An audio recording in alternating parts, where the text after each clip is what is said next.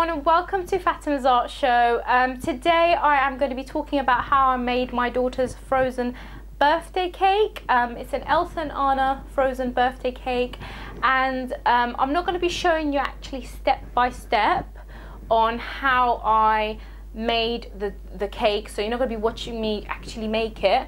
I didn't film it, and I also thought it would be nice just to kind of do an episode just to talk about how you can make your very own cake without having to bake it. So it's a no baking cake, so you don't have to bake anything, you don't have to use the oven, you don't have to, it's purely kind of decorating it, and you can say you made it because obviously you did kind of construct it and put it together and you did kind of make it to some sort of level. So today I'm just going to kind of go through how I did that.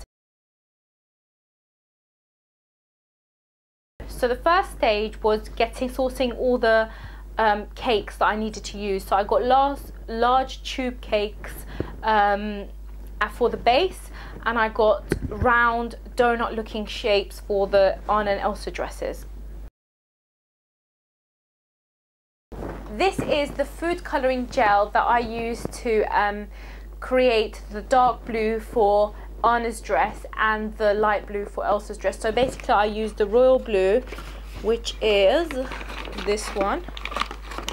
So it's a royal blue colour, so you can see it's quite strong, and oh, I got some on my hand actually, but yeah, so this is it.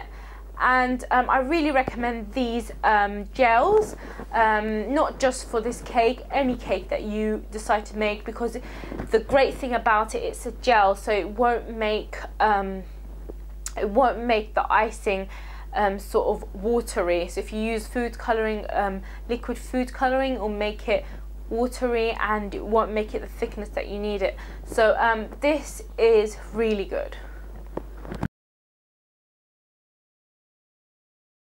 So the cream and icing stage, I used double cream for inside the base with fresh fruits, so fresh berries, lots of different fresh berries were inserted inside the base of the cake.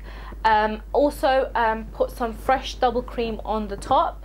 With the inside fresh cream, I kind of wanted to add a bit of colour, so I added some Walton's food colouring gel to the mixture, and it created a nice sort of Elsa blue. Am I allowed to say Elsa blue? Probably I am, yes.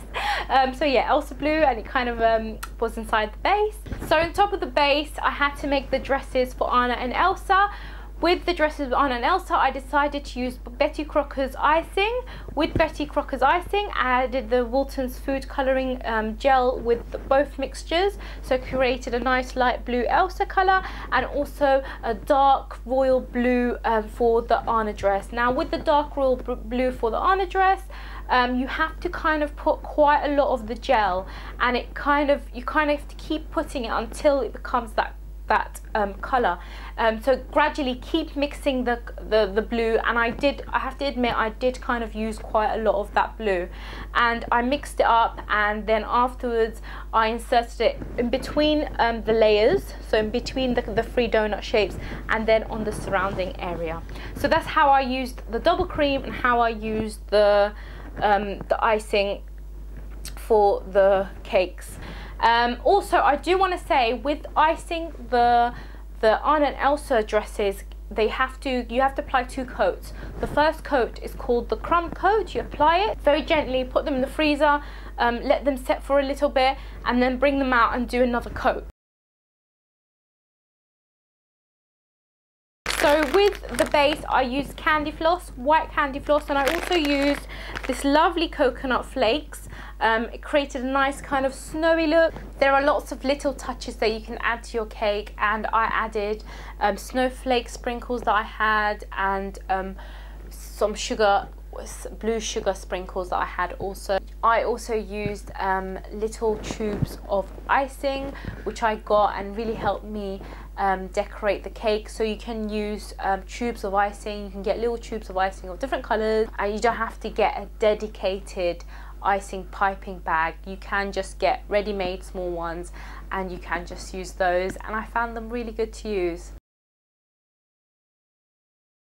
Before I did any of the icing, I kind of put the Anna and Elsa dolls into the donut shaped cakes to see how they would look, and to get a feel of how the cake was going to be. So I did that, and then afterwards, once I did do the icing and the icing was all lovely and set, I put the Anna and Elsa doll. So you don't want to get your Anna or Elsa doll dirty, so what you want to do is lift the hair up, and you want to kind of just cover the bottom half of the dolls with cling film. So just wrap cling film all the way around. So here's another idea. I use these cake toppers for on top of the base at the end to create a little bit more of a magical look and feel to the cake. But you can use this for anything. You can use these to create another frozen cake, sort of a castle, anything like that, and these add a really nice touch. And you can use this idea for any cake as well. It doesn't have to be a frozen cake. You can get toppers for lots of different types of cakes. After the Elsa and Anna were on top of the cake, I attached some string with the candle, and it added a really nice touch because Anna and Elsa were both holding the candle and they were wishing my little girl a happy birthday. Thank you very much for watching this episode, and I hope this helps anyone out there that wants to make a cake and isn't sure how to do it. Because maybe they don't have the baking experience, or they're particularly not great at baking. You can still give baking a try, but you can use this shortcut to create your very own frozen cake. I want to say a big thank you to all my subscribers. Thank you very much for subscribing to my channel. Please click the subscribe button if you haven't subscribed yet, and I welcome all comments. Please tell me if there's any sort of video that you want to see. Please jot it down in the comment section, or perhaps you have any questions, feel free to jot those down as well. And I am on Twitter, I'm on Instagram, and I'm on Facebook, so you can catch me on those. Thank you very much for watching once again, and see you again next week.